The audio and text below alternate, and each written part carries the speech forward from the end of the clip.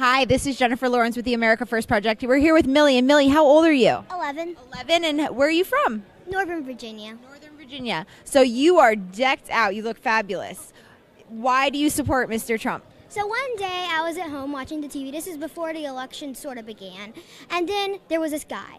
He talked about all the issues we were facing, all the problems. Okay, that's normal. Every politician does that. Then something extraordinary happened. He said how to fix them. And, that is amazing. No politician ever says how to fix them. Maybe some do, but, they don't really mean it. They're all talk, no action. And I could tell by the way Donald Trump meant that he was going to do some action. But how? Then he said those words I will never, ever in my life forget. I, Donald J. Trump, am running for president. And he talked about all these issues. And one of the other reasons I like him is because this is my favorite reason. We will build a wall on our southern borders, and Mexico, no buts about it, Mexico will pay for the wall. Mexico, not us.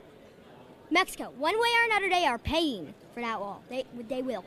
Do you talk about this to your teacher?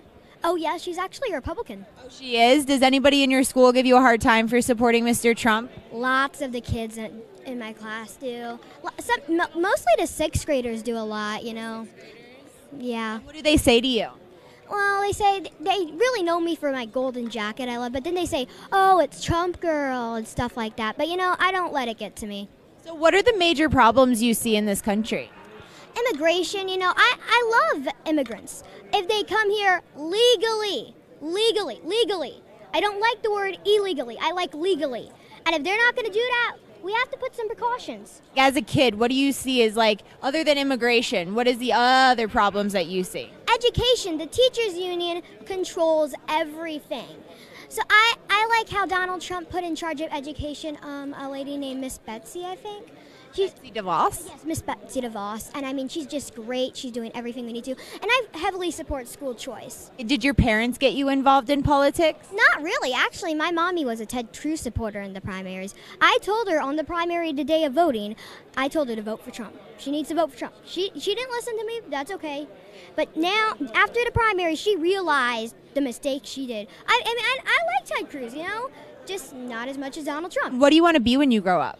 I'm going to graduate from Penn State University, be in the Army for 5 years, be a police officer, be a homicide detective, be a private investigator, all while having the hobby as an Egyptologist and an astronomer.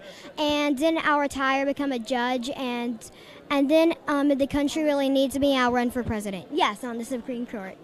Oh, so you're going to run for president. That would be awesome. And what are you gonna run like Mr. Trump ran and tell the media that they're not what is gonna make the world go round anymore? That it's the American people that are what's gonna make the world go round? Of course, but I don't know the way I'll run for president because I don't know what the politics will be like when I grow up. Maybe something will change. Maybe the media will be a little bit nicer. Not gonna happen. But I just don't know the way I should run yet.